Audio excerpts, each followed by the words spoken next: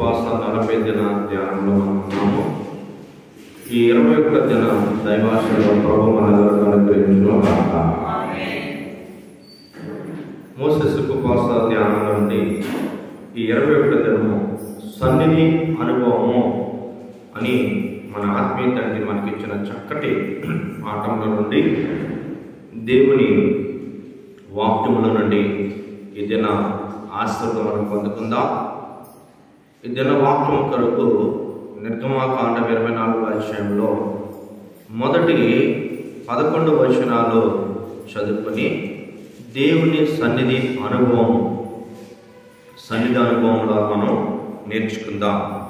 మరియు ఆయన మోషేతో ఇట్లైనను, నీవును అహరోనును నాదాబును అబీహును ఇశ్రాయేలు పెద్దలు 70 మంది యెహోవా యొద్దకు ఎక్కి వచ్చి దూరమున సాగిలపడి మోషే మాత్రము యెహోవాను సమీపింపవలెను, వారు సమీపింపకూడదు, ప్రజలు అతనితో ఎక్కి రాకూడదు. మోషే వచ్చి యెహోవా మాటలన్నీ విధులన్నిటినీ ప్రజలతో వివరించి చెప్పెను. ప్రజలందరూ యెహోవా చెప్పిన మాటలన్నిటినీ ప్రకారము చేసేదమని ఏకశబ్దముతో ఉత్తరమిచ్చిరి. మరియు మోషే యెహోవా మాటలన్నిటినీ వ్రాసి ఉదయమందు లేచి ఆ కొండ దిగువను బలిపీఠమును ఇశ్రాయేలు 12 గోత్రముల చొప్పున 12 స్తంభములను కట్టి ఇశ్రాయేలీయులు యవనస్తులను పంపగా వారు దహన బలులను అర్పించి యెహోవాకు దహన బలులుగా కోడెలను వధించిరి. అప్పుడు మోషే వాటి రక్తంలో సగము తీసుకొని పాలములో పోసి ఆ రక్తంలో సగము బలిపీఠం మీద ప్రోక్షించెను. అతడు నిబంధన గ్రంథమును తీసుకొని ప్రజలకు వినిపింపగా వారు యెహోవా చెప్పినవన్నీ చేయుచు విధేయులైందని. అప్పుడు మోషే రక్తము తీసుకొని ప్రజల మీద ప్రోక్షించి, ఇదిగో ఈ సంగతులన్నిటినీ విషయం యెహోవా మీతో చేసిన నిబంధన రక్తము ఇదే అని చెప్పెను. తరువాత మోషే అహరోను నాదాబు అబీహు ఇశ్రాయేలు పెద్దలలో 70 మంది ఎక్కిపోయి ఇశ్రాయేలు దేవుని చూసిరి. ఆయన పాదముల క్రింద నిగనిగలాడు నీలమైన వస్తువు వంటి ఆకాశపు మండలపు తేజో వెంటనే ఉండెను. ఆయన ఇశ్రాయేలు ప్రధానులకు ఏ హాని చెయ్యలేదు. వారు దేవుని చూసి అన్నపానములు పుచ్చుకుంటిరి. వద్దు వాక్యం దేవునికి లోపలిపరిచేను కాక. ప్రార్థన చేసుకుందాం. ఇశ్రాయేలు ప్రజలకు దేవుడు కనబడి మాట్లాడి వారిని ఆశీర్వదించిన ఆశీర్వాదాల్లో ప్రభు సన్నిధానంలో మనము కూడా ఆయన్ని చూచుటకు, ఆయన మనతో మాట్లాడటకు, మనతో నివసించటకు, నిత్యం ఉండటకు మనం కూడా ప్రార్థన చేసుకుందాం. నీ సన్నిధిలో నాలో నీ సన్నిధిలో నీ ఆజ్ఞలని అనుసరించు ఆత్మను నాకిమ్మయ్యా.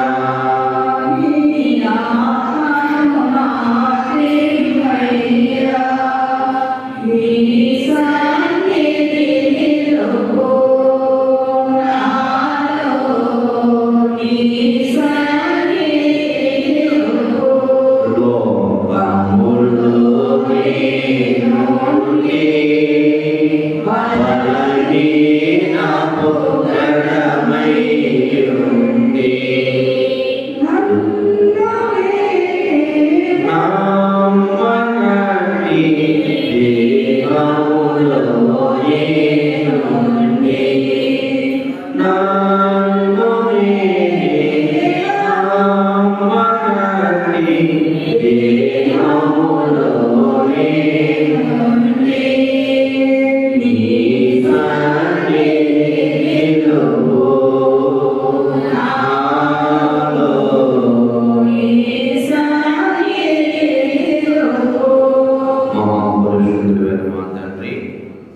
సన్నిధి అనుభవము మోషేకి ఇచ్చావు.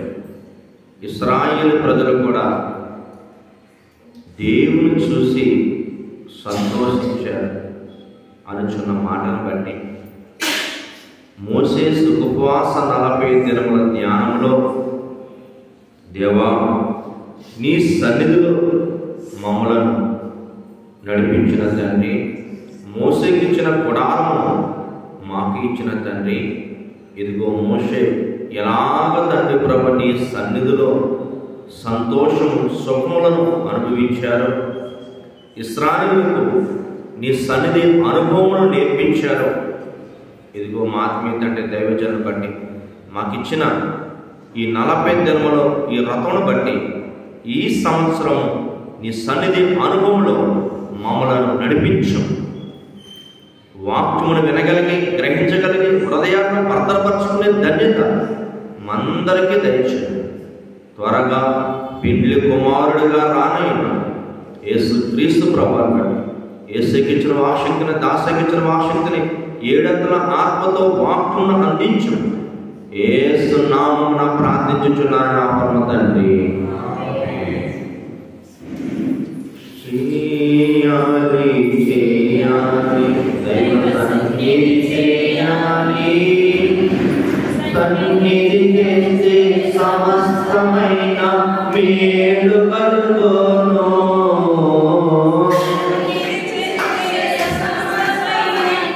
మేలు కలుగును, సన్నిధి చేసే సమస్తమైన కీడులు కలుగును.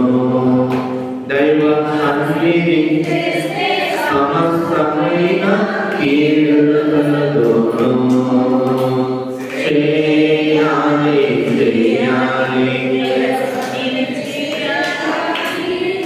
సన్నిధి ఎందుకంటే కీడులు తొలగి మేలు పొందుకోవడానికి.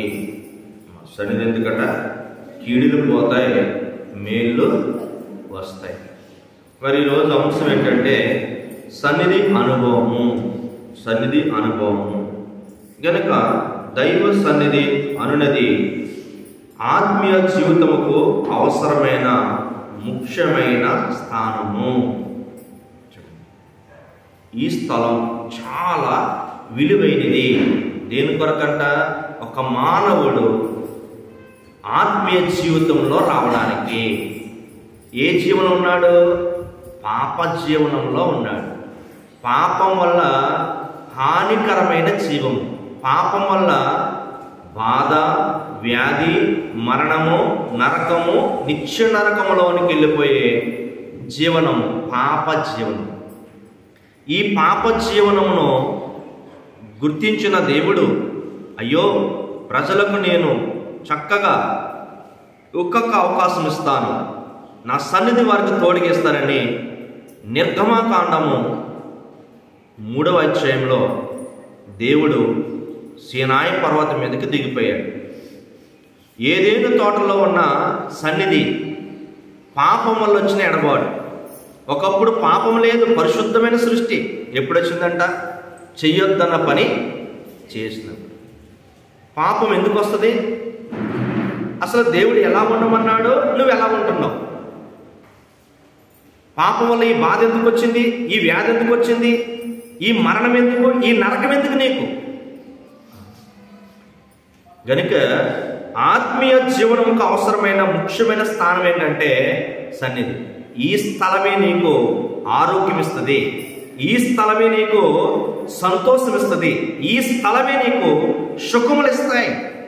కీర్తన గ్రంథము 16వ అధ్యాయము 11వ వచనములో ఈ స్థలము ఎంత గొప్ప ఆశీర్వాదకరమైంది. ఈ స్థలానికి ఎవరు వస్తారంట? పాపములను ఒప్పుకునేవారు వస్తారు. నేనేం పాపం చేసుకున్నానంటే ఈ స్థలానికి రాలేరు, నిలబడలేరు, ఉండలేరు. కనుక అక్కడ ఏమని రాయబడి ఉంది? జీవ మార్గము నీవు నాకు తెలియజేయి. ఈ ముఖ్యమైన స్థానంలో ఉన్నది ఏంటంటే, లోకంలో ఇటు చూసిన పాప మార్గమే, పాపం వల్ల మరణము. కానీ ఈ ముఖ్యమైన స్థలంలో ఉన్న దొరికేది ఏంటంటే జీవ మార్గము. నీ సన్నిధి సంపూర్ణ సంతోషము కలగదు, నీ కుడి చేతిలో నిత్యం సుఖముల కలవు. చూడండి, ఈ స్థలానికి రాగలిగే వారికంట నిత్యం సుఖంగా ఉంటారు, నిత్యం సుఖంగా ఉంటారు. చూడండి, 52 ఆదివారాలు ఎంతమంది రాగలుగుతారు? చూడండి, టిక్ పెట్టుకో. సుఖాన్ని పోగొట్టుకొని కష్టాలు తెచ్చుకునే స్థలానికి వెళ్తావా? ఈరోజు ఎటువంటి ప్లేస్ ఇది? చూడండి, ఈ స్థలము ఆయన పవిత్రమైన రక్తముతో కాచి మనకు ప్రత్యేకంగా ఏర్పాటు చేసిన స్థలము గనుక ఈ స్థలము చాలా పవిత్రమైనది. ఈ స్థలంలో ఏముందంట? జీవ మార్గము. ఏ మార్గం ఉంది ఇక్కడ? ఇక మార్గాలెన్నో లేవు, ఇది ఒకటి మార్గమండి, ఇది ఒకటి మార్గమండి.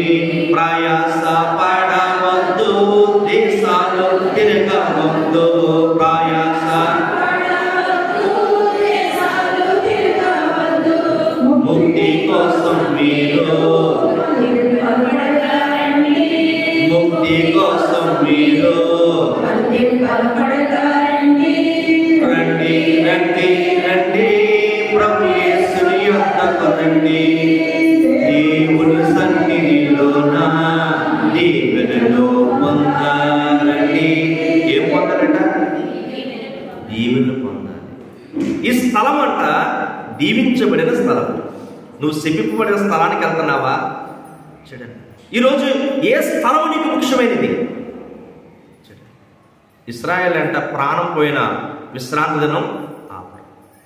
చూడండి, ఫస్ట్ ఆరాధన అవ్విన తర్వాతే ఏ పైన అయినా. చూడండి, ఇప్పుడు కాలం ఉంది, బయట పనులు అయిన తర్వాతే ఆరాధన. నేను ఎక్కడుంటే అక్కడే ఆరాధన కాదు. ముఖ్యమైన స్థలంలో దేవుడున్న స్థలానికి వస్తేనే నీకు దీవెన. సాధారణంటే ఇంటిలోనే ప్రార్థన చేయి, గుడికి మాత్రం వెళ్ళకు. ఎందుకంటే పాప జీవనంలో ఉండి కానీ ఆత్మీయ జీవనంలోనికి రాకు. అందుకనే దైవ సన్నిధి అనునది ఆత్మీయ జీవితముకు అవసరమైన ముఖ్యమైన స్థానమైనది.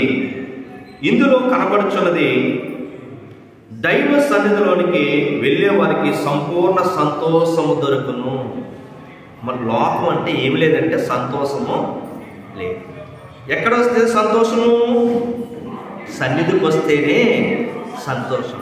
మరి లోకం అంతా కూడా అంటే ఎలా ఉంది? సంతోషం లేదు. గనుక సన్నిధి విషయమే మహానంద భాగ్యము కలుగు గొప్ప విషయము. ఇక్కడ మహా ఆనంద భాగ్యము ఈ స్థలంలో అంటే ఏముంటుంది చెప్పండి? అన్ని భాగ్యముల కంటే గొప్ప భాగ్యం, మహానంద భాగ్యము ఇక్కడ ఈ స్థలంలో ఉండును. అలాగే మనం చూసుకుంటే దైవ సన్నిధి మాకు వద్దులేంటని పలుకువారు ఉండకూడదు. అమ్మ, ఇది మాకు వద్దు అనేవారట ఉండకూడదు. దేవదాసాయి గారు లోదర్ మిషన్ నుంచి రావడానికి గల కారణం ఏంటంటే పరిశుద్ధాత్మ లేనిదే ఏమీ చేయలేము. ఏ ఆత్మ లేనిదే సంఘంలో అంటే ఎవరికి మాట్లాడతారు? ఆత్మ చెప్పుచున్న మాట. 6 నెలల ట్రైనింగ్ తీసుకుని మీరు ఎవరి మీద ఆధారపడవద్దు, దేవుని మీదే ఆధార. 6 నెలల ట్రైనింగ్ ఏం పొందుకోవడానికి? పరిశుద్ధాత్మను పొందుకోవడానికి. మనం చాలామంది 10 రోజులు పరిశుద్ధాత్మ కూడాలు పెడతాం, అప్పుడు కూడా చాలామంది రాలేదు. ఈరోజు దేవుడు చెప్తున్నా సార్, ఈ స్థలము ఎంత పవిత్రమైనది, ఇందులో ఇది అవసరం లేదు అని ఎవరో కూడా మాట్లాడకూడదు, అందరికీ ఇది అవసరమైంది అన్నారు. ఎందుకంటే మత్తయి సువార్త 18వ అధ్యాయంలో ఏమని రాయబడి ఉందంటే, ఒకసారి మనం చదువుకుంటే చక్కటి విషయాలు అక్కడ రాయబడి ఉన్నాయి. 20 విషయాలు చదువుదాం.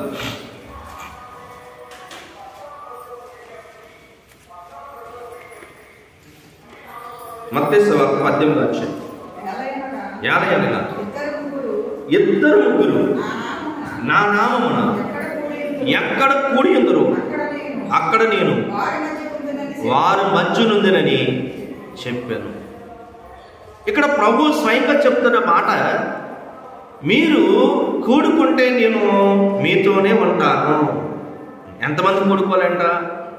దేవదాసయ్య గారు మనకిచ్చింది 7 సన్నిధి పనులు. ఎంతమంది అంట? చూడు, సంఘముకి 7 సన్నిధి పనులు అంటారు. వారు కూడుకుంటే నేను వారి మధ్యకు వస్తాను. సన్నిధికి డొమ్మా కొట్టిన వారికంట సుఖాలు ఉండవు. దేనికి డొమ్మా కొట్టి? ఆరాధన కాదు, ఎక్కడ? సన్నిధికి. స్కూల్ మానేస్తే ఎలాగా ఫెయిల్ అయిపోతామో, సన్నిధి మానేస్తే, ఒక్కసారి అభిషేకించబడి మానేస్తే వాళ్ళకి ఇంకా కూర్చోలేరు, నిలబడలేరు, ఉండలేరు. చలకాటం ఉండదంట. పిల్లిని చూసి ఎలకను చూసి పిల్లంట ఎలా ఉంటుంది చెప్పండి? ప్రాణగండం. దుమ్మాలు అస్సలు సన్నిధిలో ఉండకూడదు. నేనైతే మామూలుగా చెప్తాను, మానకూడదమ్మా, రావాలమ్మా అని. వాళ్ళు ఎలా తీసుకుంటారో తెలియదు, కానీ చెడు వాళ్ళ పని వాళ్ళు చేసుకుంటూ ఉంటారు. మానితే సుఖం ఉండదు, సంతోషం ఉండదు. నువ్వు వెళ్ళే చోట ఏముంది, నువ్వు ఉండే చోట ఏముంది గమనించుకుని మనము వెళ్ళాలి. ఎందుకంటే మనం ఉండే చోటుకి ఎవరు వస్తున్నారంట? 2 3 ఎంతమంది ఉన్నా వచ్చేవారు ఎవరు? మనిషా? దేవుడు. ఎవరు వస్తారంట? దేవుడు వస్తాడు. దేవుడుండే చోటకి నువ్వు ఎలా వస్తున్నావు? ఏం చేస్తున్నావు? అందరికన్నా ముందు రావాలి, అందరికన్నా లాస్ట్ వెళ్ళాలి. దేవుని పని చేసి, ఇక్కడ ఏమైనా పని ఉందా అని చేసి దేవాలయం లేదు. అవి ఆశీర్వాదాలు. నువ్వు వచ్చామో వెళ్ళిపోయామన్నది కాదు. ఈ స్థలము ఎవరిది? దేవుడిది. ఈ స్థలానికి ఎవరి కోసం వస్తున్నావు? దేవుని కోసం వస్తున్నాం. కనుక ఈ సన్నిధి అనుభవంలో మనము ఇంకా ధ్యానం చేసుకుంటే, దైవ సన్నిధి పేరట ఒక చోట కూర్చోండి. ముఖ్యమైన విషయము చూడండి, ఎవరి పేరట కూర్చోవాలంట? దేవుని సన్నిధి కొరకంట మనము కూర్చోవాలి. దేవుని సన్నిధి అంటే మనిషి ఉంటే అది సన్నిధానం. ఎవరుండాలి? దేవుడు, దూతలు, పరిశుద్ధులు, వీళ్ళందరూ ఉండాలి. అందుకనంట మనము ఎవరి పేద కూర్చోవాలి? దేవుడు వస్తాడు, నాతో మాట్లాడతాడు అని ముఖ్యంగా కూర్చోవాలి. దైవ సన్నిధి పేరట మీద ఒక చోటే కూర్చోవాలి. ఒక ముఖ్యమైన స్థలాన్ని మనం పెట్టుకోవాలి. ఇశ్రాయేలు కంటే ఏ స్థలం ముఖ్యమైనది? ఐగుప్తులో ముఖ్యమైన స్థలం పెట్టాడా దేవుడు? 3 రోజులంతర ప్రయాణం. దానికి రోడ్డు మార్గం ఉందా? లేదు. దేవుడి చోట చూడండి ఎలా ఉంటుంది. బేతేలు గృహం ఇక్కడ కట్టారని చాలామంది అనుకుంటారు. అని చెప్పాడు కానీ మనం కట్టాం. చూడండి, జనాలందరికీ ఆలోచనే అందదు. కానీ దేవుడు అసలు నిర్గమాకాండంలో ఎక్కడ ముఖ్యమైన స్థలం పెట్టాడంటే సీనాయి కొండ. అది ఎక్కడుంది? ఐగుప్తుకు 3 దినాలు. హోరేబు కొండ అనగా, సీనాయి కొండ అనగా దేవుని పర్వతము. ఇవన్నీ కూడా ఒకే పేరు. ఎక్కడుంది? రోడ్డు మార్గం లేదు. ఎలాగెళ్ళాలంట? సముద్ర మార్గంలో అని చదవాలి. సముద్రానికి మార్గం ఉందా? లేదు. అనుభవాలు చూడండి. దేవుడు సన్నిధి అనుభవం అంటే చూడండి, దేవుడి పెట్టలు వస్తారంటే సముద్రము కూడా పాయలైపోయింది. ఎవరి బిడ్డ మనము? దేవుని బిడ్డ. దేవుని బిడ్డ చూడండి ఎలా ఉండాలి? దేవుడు ఏ అనుభవంలో మనల్ని ఉండమంటున్నాడో అనుభవంలో మనము ఉండాలి. ఈరోజు 40 దినములు ఉపవాసములు చేయించి ప్రత్యేకంగా దేవుడు మనకి చక్కటి రథాన్ని ఇచ్చాడు. ఎందుకంటే చూడండి, మోషే అంట పశువులు కాసుకోవడానికి వెళ్తే ఆయనకి ఏం దొరికింది? సన్నిధి దొరికింది అన్నారు దేవదాసాయి. ఆయన ఎటువంటి వాడంట? మురంబి అంటే అర్థం ఏంటో తెలుసా? మాట వినేవాడు కాదు.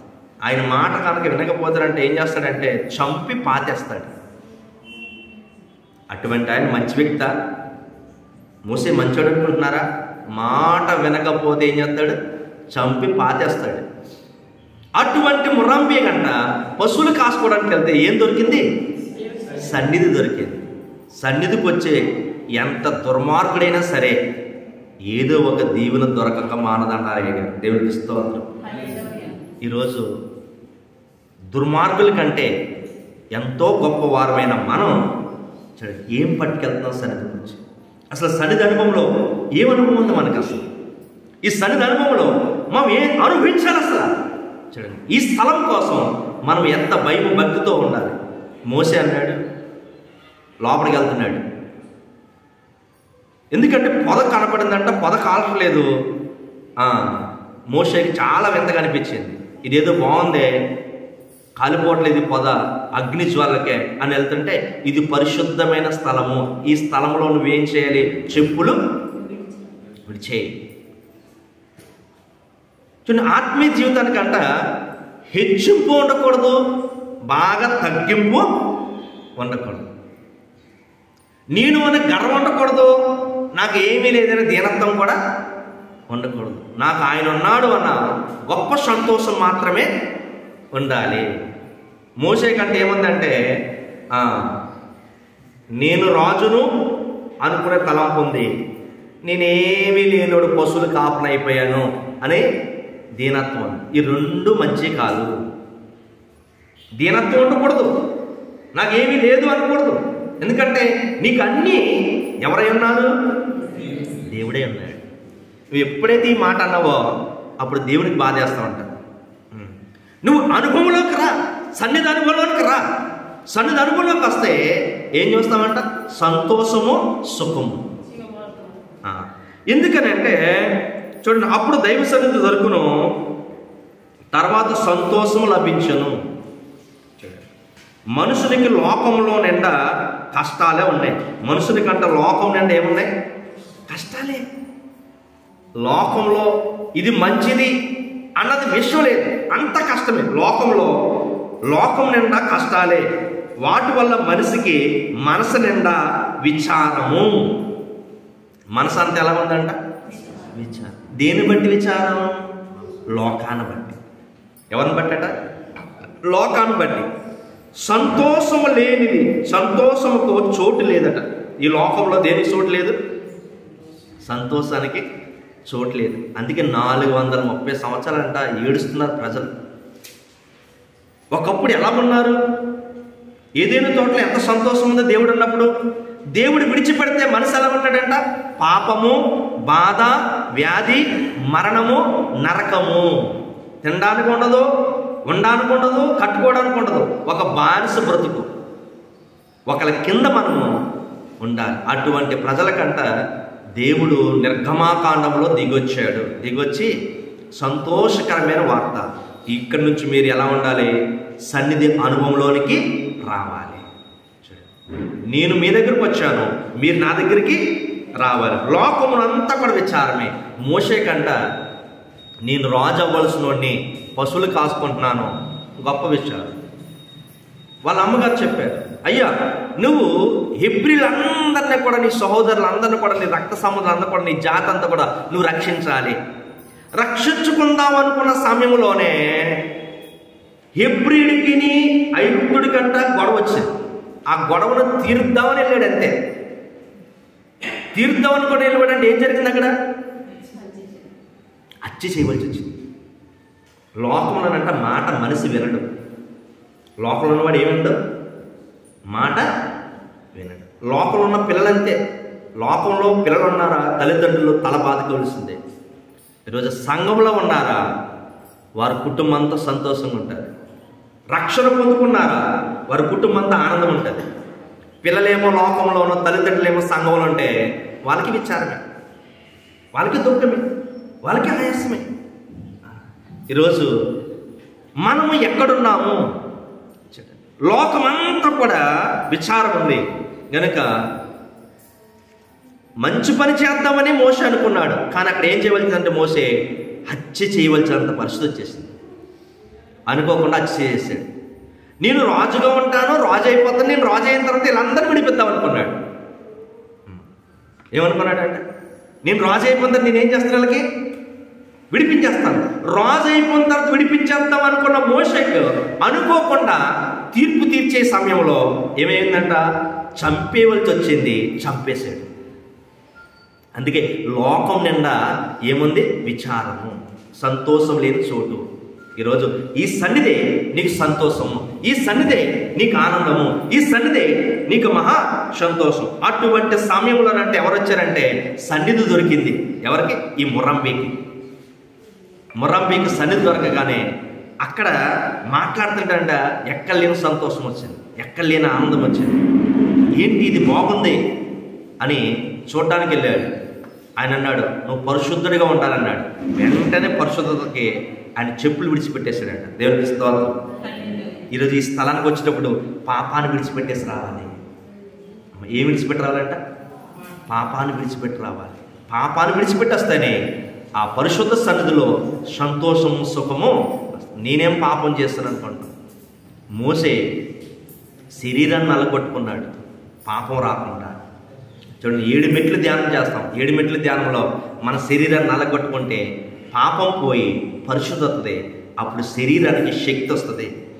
40 రోజులు 80 సంవత్సరాల వయసులో ఉన్న ఆయనంట సన్నిధిలో ఉన్నాడు. అన్నపానాలు లేవు, నిద్ర లేదు, ఏమీ లేదు, కానీ శక్తి తగ్గలేదు. ఈరోజు పరలోకంలో ఎలా ఉన్నారో భూలోకంలో ఉన్న పాపలు ఉన్న మనిషికి అంత మహిమను దించాడు దేవుడు. అదే సన్నిధి అనుభవము. పరలోకంలో ఆహారం లేదు, నిద్ర లేదు, ఏమీ లేదు, ఎంత సంతోషం కనుగొంటున్నారో ఆ జీవనాన్నంట భూమి మీదకి మరలా తీసుకొచ్చాడు దేవుడు. నీకు ఈ జీవనం కావాలా, నేను ఇప్పుడే చేస్తాను భూమి మీద. కానీ నువ్వు కొంచెం ఏం చేయ, ఆ ముర్రంబితనం తీసేసి చూడండి, మాట్లాడటం నేర్చుకో, దేవుడికి భయపడటం నేర్చుకో. లోపల ఉన్నవాడంట మాట్లాడటం చేత కాదు, దేవుడంటే భయము, మనుషులంటే లెక్క ఉండదు. మోషే, నువ్వు లోకంలో ఉన్నావు కనుక నీ విచారం పోవాలంటే నువ్వేం చేయాలి? ఇప్పుడు నేను చెప్పినట్టు చెయ్యాలి. వెంటనేనంట విచారం పోతుండే వెంటనే 40 రోజులు దేవుని సన్నిధిలో ఉండిపోయాడు. చూడండి, అన్ని భాగ్యాల కంటే గొప్ప భాగ్యం దేవుని సన్నిధి అనే భాగ్యం అని మోసే చూపించాడు. ఈరోజు నెల సన్నిధి, నెలకొక్కసారి ఉపవాసం పెడతాం. కుటుంబంతో వచ్చి నెలకు సన్నిధి దీవుని పట్టుకెళ్ళాలి. చూడండి, అందులో ఆరోగ్యం ఉంది, ఆయుష్ ఉంది, సమస్తము దేవుని సన్నిధికి వస్తే దేవుడు అంటే వారితో పాటు వస్తాడు. ఆరాధనకు వస్తే 7 రోజులు దీవునిస్తాడు, దీవుని పట్టుకెళ్తాం. సన్నిధికి వస్తే ఆయనే వస్తాడు, ఆయన మనలను తీసుకెళ్ళిపోతాడు. లోకంలో పాపంతో ఉన్నవారంట సన్నిధికి రాలేరు, ఉండలేరు. ఆ ఒక్కరోజు చాలా విలువైన రోజు. ఎందుకంటే లోకంలో సంతోషం లేదు కనుక సంతోషం ఇవ్వడానికే దేవుడు దిగొచ్చాడు. దైవ సన్నిధికి వచ్చిన ఎడల విచారం పోవును, సంతోషం వచ్చును. సన్నిధికి వస్తే ఏమొస్తుందంట? విచారం పోతుంది. అందుకనంట, ఎందుకంటే అంటే వారు ప్రయాణం ఉంది. సన్నిధి కంటే ఏంటో చెప్పండి? ప్రయాణం. ఎందుకు సన్నిధి వచ్చిందంటే ప్రయాణం ఉంది. ప్రయాణంలో మేళ్ళు రావాలి కానీ కీడులు జరగకూడదు. ఎక్కడికైనా ప్రయాణం వెళ్ళేటప్పుడు క్షేమంగా వెళ్ళాలి, క్షేమంగా రావాలి అని అందరం ప్రార్థన చేసుకెళ్తాం. ప్రయాణం అంతా కనుక సన్నిధి వచ్చింది. ఏంటి ప్రయాణం అంటే ఐగుప్తు దేశం నుండి వాగ్దాన దేశము అయిన కానాను వెళ్ళాలి. వారు కానాను వెళ్ళడానికి ఎన్ని అడ్డంకులు వచ్చినాయి, ఎన్ని భయంకరమైన పరిస్థితులు వచ్చినాయి. అది తప్పించడానికి మానవ శక్తి సరిపోదు, అది నడిపించడానికి మానవ శక్తి సరిపోదు. అందుకే ఏ శక్తి కావాలంట? దేవుని శక్తి కావాలి. కనుక దేవుని శక్తి వచ్చింది కనుక వారికంటే ఏమొచ్చిందంటే విచారం పోయింది. అందుకే సన్నిధి లేకపోతే రాకడకు సిద్ధపడలేము. అందుకే దేవదాసి గారు చక్కగా పాట మనకు భక్తుల ద్వారా నేర్పించారు. ఏంటంట? రాకడ మేఘం ఎక్కాలంటే సన్నిధి చేయాలి,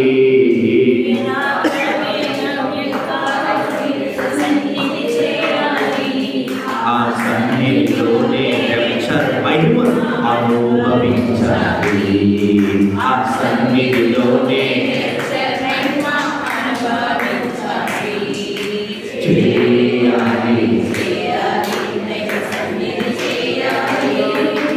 చూడండి, ఇక్కడ మనం సన్నిధిలో అనుభవించవలసింది ఏంటి? సన్నిధి అనుభవం ఏంటంటే రాకడ మేఘం ఎక్కాలంట.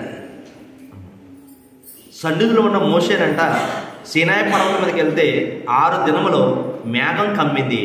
7వ రోజు దేవుని మహిమ ఆ మేఘము ఆయన శిఖరం మీదకి పైకి తీసుకెళ్ళిపోయింది. సన్నిధి చూడండి ఎంత గొప్ప ఆశీర్వాదం ఇస్తుందో. గనక సన్నిధి రావడానికి నీకు ఓపిక ఉందా? మోషే అంటే ఎప్పుడు దొరికాడు? 80 సంవత్సరాల వయసులో దొరికాడు. చూడండి, దేవుడికి మోషే తలంపు కూడా నెరవేర్చింది. మోషే ఏమనుకున్నాడు? నేను రాజు అయిపోగానే వీళ్ళందరినీ విడిపించేస్తాను. అలా కూడా చేయొచ్చు. అలా ఎందుకు జరగలేదు? మోషేలో ఏముంది? గర్వం. మోషేలో ఏముంది? మాట వినని తత్వం. ఎదురు చెప్తే చంపేసే గుణం. లోకంలో నేర్చుకున్న ట్రైనింగ్ అది. మరి దేవుని దగ్గర ఏముంది? తగ్గించుకున్నవాడు హెచ్చించబడతాడు. ఇప్పుడు ఒక ఆయన ఉప ముఖ్యమంత్రి అయ్యాడు. ఏమంటున్నాడు? తగ్గించుకున్నవాడు హెచ్చించబడ్డాడు. ముందు ఓడిపోయాడు.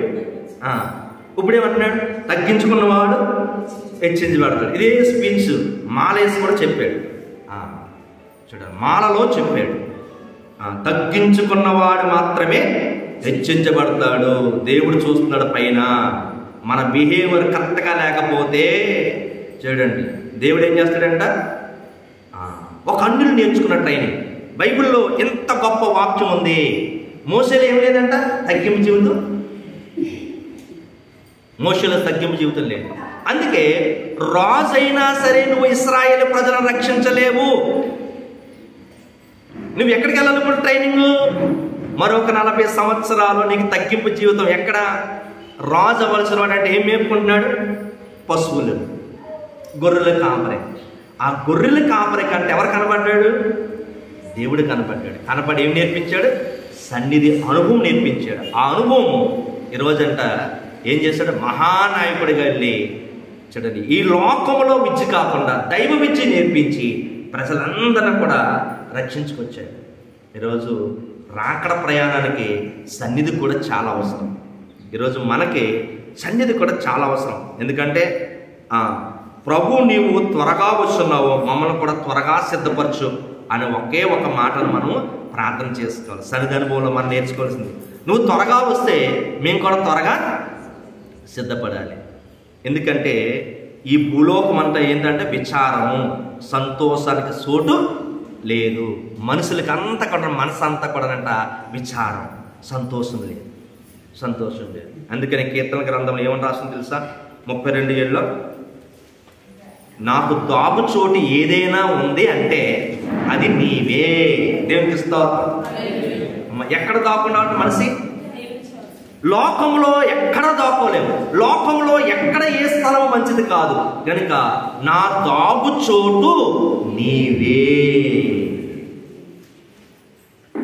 సన్నిధి ఎందుకు లేదనుకుంటారు చాలామంది. ఆరాధనకి వెళ్ళాము కదా అనుకుంటారు. చూడండి, బుధవారం సన్నిధిలోనికి రాలేదు. కానీ బైబిల్ మిషన్ వచ్చి నేర్పిస్తుంది ఏంటంటే సన్నిధి. సమస్త మేలు కలిగితే సమస్త కీడులు తొలగిపోతాయి. నువ్వు ఎక్కడున్నావు? లోకంలో ఉన్నావు. లోకం ఎలా ఉంది? నిరాశ, నికృషు, దుఃఖం, ఆయాసం, బాధ, భయంకరమైన పరిస్థితులు. కనుక నువ్వు లోకంలో ఉంటే మనసంతా విచారమే, మనసంతా బాధే.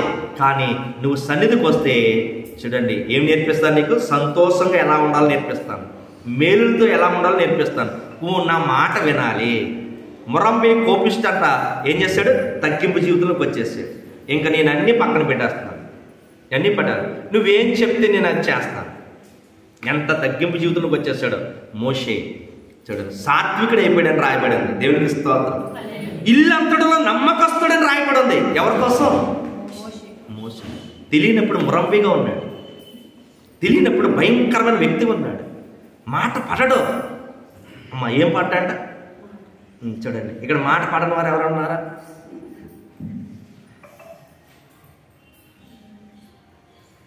మనల్ని ఎవరైనా ఏదైనా ఆడిపోసుకున్నారనుకో, బహుమతులు ఆశీర్వాదాలు ఎవరిస్తారు? దేవుడిస్తారు. నేను మాట పడనండి అంటే రక్షణ పొంది బాధ పెడతావు దేవుడిని అని అర్థం. నేను మాట పడనంటే నువ్వు దేవుడికి ఏదో అవమానం తీసుకొచ్చే పని చేయబోతున్నావు అని అర్థం.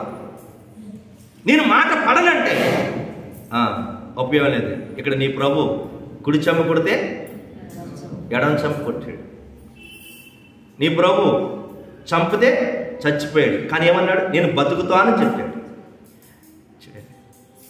యోబు కంట సర్వశక్తిమంతుడు నాకు తోడుగా ఉన్నాడు. ఈ లోకంలో నేనున్నాను, ఈ లోకం నన్ను నాశనం చేసింది, ఈ లోకం నన్ను ఆస్తి తీసేసింది, ఈ లోకం నాకు రోగం ఇచ్చింది, ఈ లోకం నాకు బిడ్డలు చంపేసింది, ఈ లోకం నన్ను నాశనం చేసింది అనుకున్నాడు. కానీ ఒక మాట అన్నాడు, నీలో నేనున్నాను, నాలో నువ్వున్నావు, నాకు ఎవరు తోడుకున్నాడు? సర్వశక్తిమంతుడు తోడుగా నాకున్నాడు అన్నాడు. అన్నీ వచ్చేసింది, దేవునికి స్తోత్రం. ఆరోగ్యం వచ్చేసింది, దేవునికి స్తోత్రం. వెళ్ళిపోయిన భార్య వచ్చేసింది, దేవునికి స్తోత్రం.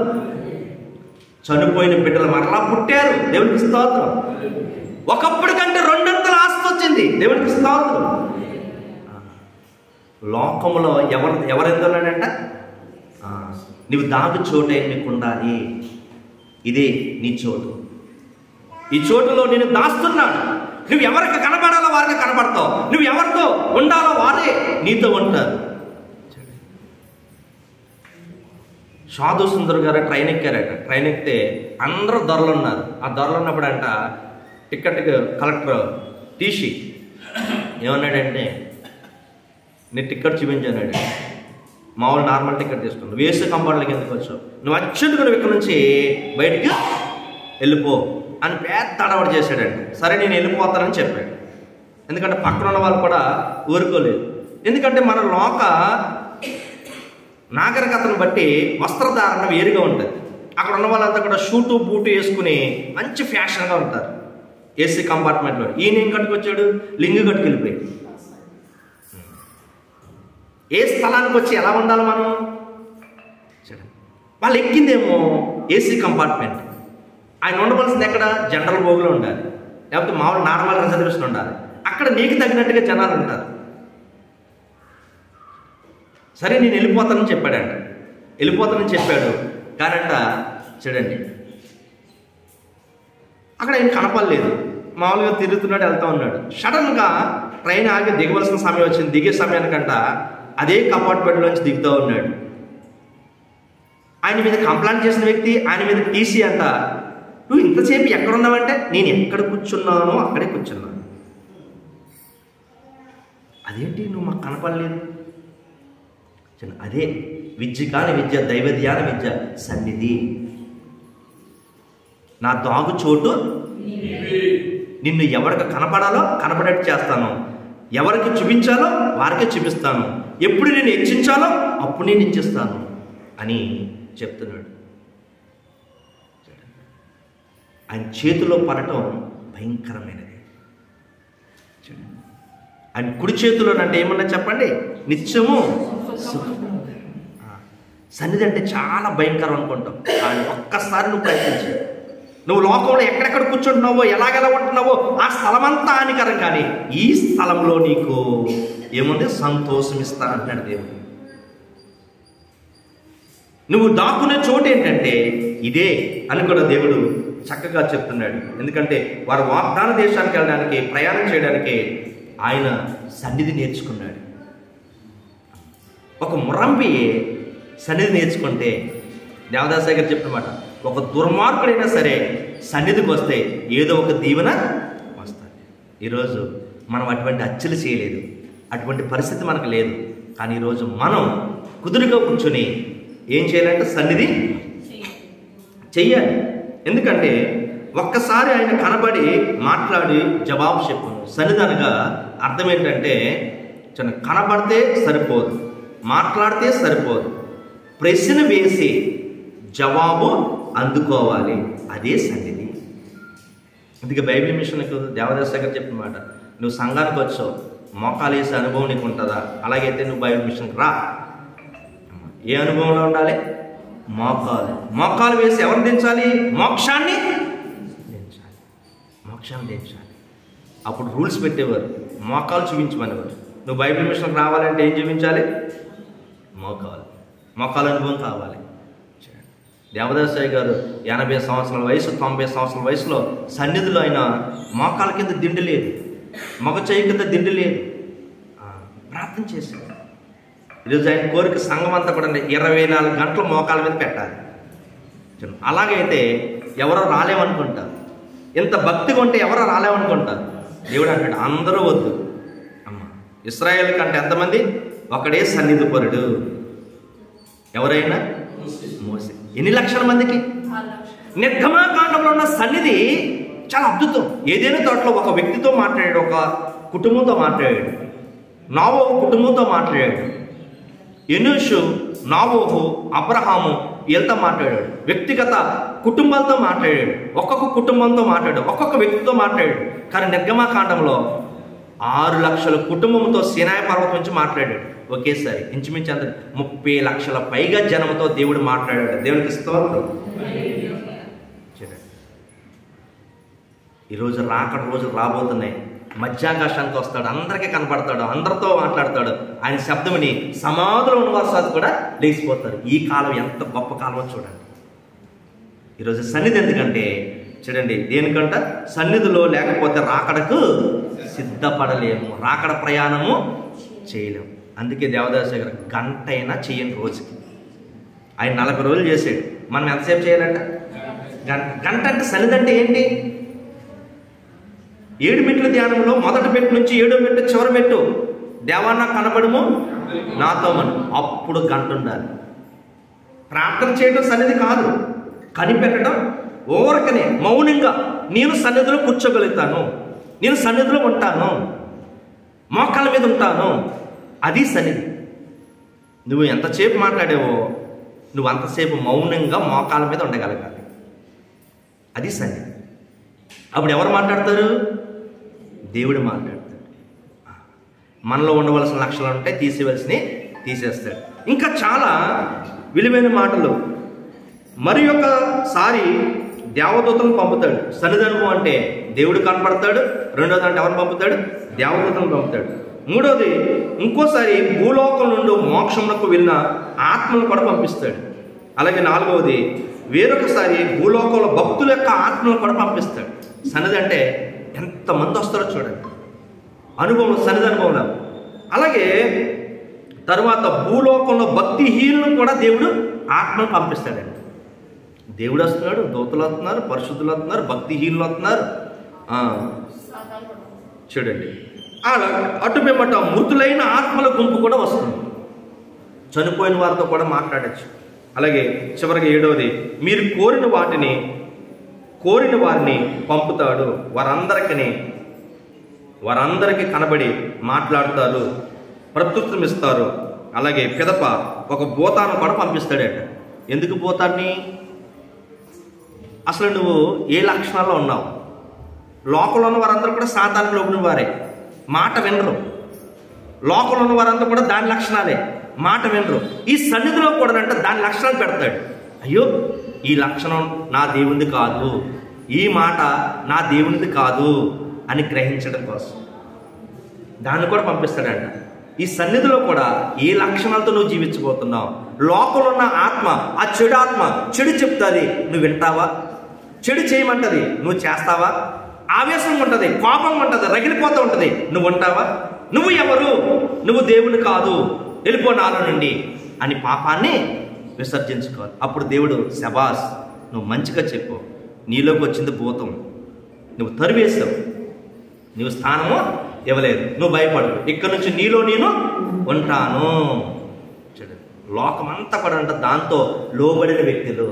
ఈరోజు మన హృదయంలో ఉండగలిగేదంటే ఎవరు ఉండాలి? దేవుడు అంటారు. ఇంకా అక్కడి నుంచి స్థిరమైపోతుంది. ఇన్ని పరీక్షలు దాటాలి సన్నిధికి వస్తే. ఇన్ని గొడవలు మాకెందుకండి? మేము సన్నిధిలోకి వెళ్తాం, భాషలతో మాట్లాడేస్తాం. భాషలతో మాట్లాడితే కరెక్ట్ కాదు. అది భాష అర్థం చెప్పేవారు పక్కనే ఉండాలి, వారిద్దరిలో ఉంటేనే. అలాగే చెప్తుంది బైబిల్ గ్రంథం. ఒకరు మాట్లాడితే అది దేవుడు మాట్లాడింది కాదు, అర్థం చెప్పకపోతే దేవుడు మాట్లాడింది కాదు. చాలామందికి దేవుడితో మాట్లాడే సంఘం తక్కువ, దాంతో కనెక్ట్ అయ్యేవారు ఎక్కువ.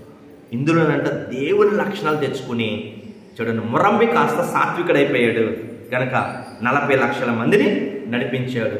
10 ఆజ్ఞలు అందుకున్నాడు. 3 ఆజ్ఞలు దేవుడు, దేవుని నామము, దేవుని వారము. ఈ రోజు నుంచి ఈ 3 విషయాలు మీరు శ్రద్ధ కలిగి ఉండాలి. చూడండి, జ్ఞాపకం ఉంచుకోవాలి. దేవుడు, దేవుని నామము, దేవుని వారం. దేవుని వారం ఏంటి? ఆదివారం. చూడండి, ప్రాణం పోయిన మనం ఈరోజు మనం ఎక్కడికి వెళ్ళకూడదు. ఫస్ట్ ఆరాధన అయిన తర్వాతే, దీవులు పొందుకున్న తర్వాతే మనం బయటికి వెళ్ళాలి. చూడండి, ఇంకొక విషయాలు చెప్పండి, 7 విషయాలు. ఇప్పుడు నా కోసం మీరు ఎలా ఉన్నారో మీరు ఇతరుల కోసం ఎలా ఉండాలి. ఫస్ట్ నీ తల్లిని తండ్రిని సన్మానించు.